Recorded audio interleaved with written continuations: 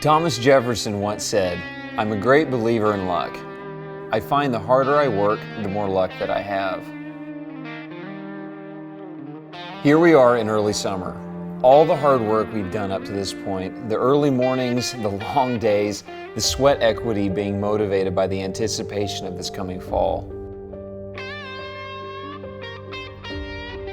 Now is the time to stay motivated. Now is the time for hard work. Now is the time to stay focused to the plan, building up to the reward of the upcoming season. Now is the time.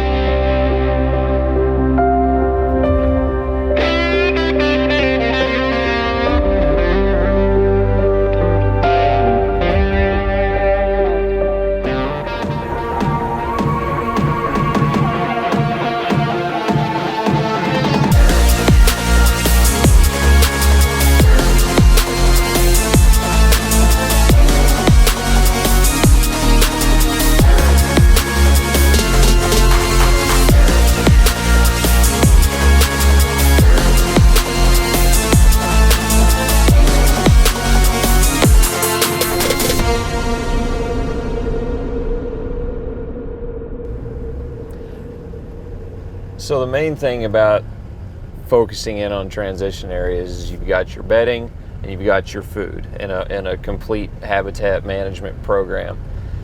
The transition, I mean, it's basic. It's the spot between the two. It's typically, if you can shape it, I've shaped a lot of mine in an hourglass shape using switchgrass. If you can do that, the deer are creatures of edge. They're gonna follow that edge. They're gonna follow cover. They don't want to be exposed out in the open.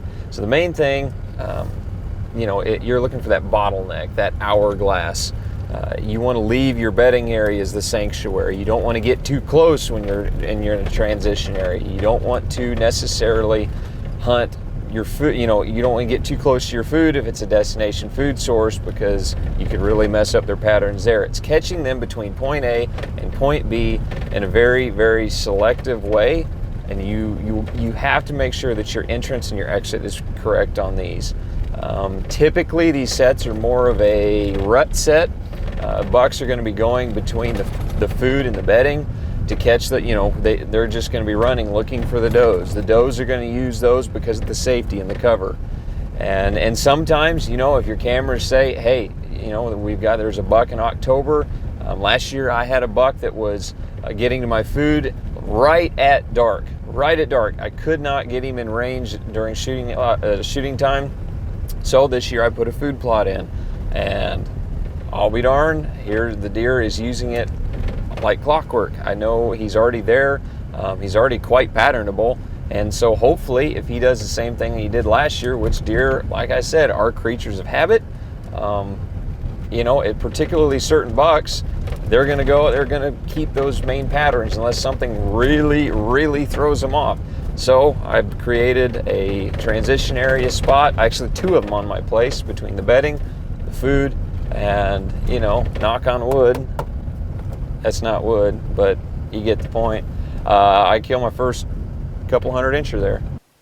Okay, so we came in here today to hang this set, and that's not gonna happen because everything's covered in poison ivy. I don't get along with poison ivy, my wife doesn't get along with poison ivy, and I value our marriage. So I'm gonna spray this, but we're still going to cover why we came in here. The main reason was setting up stands in a transitional area. This is the runway set. You've seen us working in here in past videos. I cleared out trails. I call it, hence the name, the runway.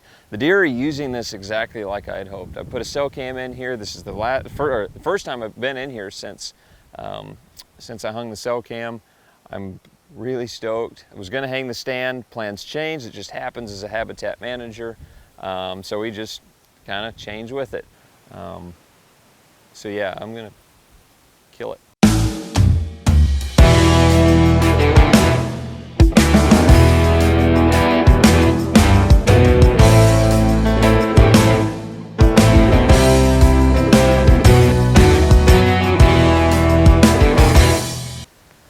Okay, so we're talking about transitions and pinch points. So this is like the pinch point on my place here. We've worked all year up to this point, really getting this place so much better than what it was. We noticed it. It was one of those deals where it's like, this could be really good. This is pretty good, but I think we can make it really good. In previous videos, I came in, I cleared back a trail going to the north and then back off to the east, made a trail convergence. Really consolidated the deer travel down in front of my stand, and I really wanted to optimize just the deer's tendency to err on the side of laziness. A deer isn't going to walk through something. If there's an open gate, they're not typically going to hop the fence. So go around and go through the gate. And you really want to use that to your advantage, and it's something that's overlooked by a lot of people. So I made this trail convergence. The deer, the creek naturally pinches down right here and it converges, but I just made that trail convergence so much tighter. Put it like 18 yards from this tree. We're gonna put a stand in this tree after the poison ivy dies that I just sprayed. Yeah, and that's really what there is to it. Just look at the pinch points and what can you do? Can you drop a tree? Can you maybe build a small fence? Maybe you can pile up a bunch of brush, open up a trail that's already there, go through, see if trees have fallen, and maybe you can open a trail that used to exist there that the deer go around now. It's just the little things that really add up to the success that's going to come this fall in the whitetail woods and in your hunting season. Anybody can get lucky every once in a while, but to get lucky all the time, you really... How do I say this and not laugh? I mean, that's the truth of the matter. Anybody can be lucky, every once in a while, but to have consistent luck and be lucky all the time, that takes a lot of work and a lot of trial and error. Yeah, hunting is like a good marital relationship. You gotta work at it. You get lucky every once in a while, but to get lucky all the time, that takes skill, my friend. I'm telling you, deer hunting and marriage is like one and the same. That corn really looks like crap.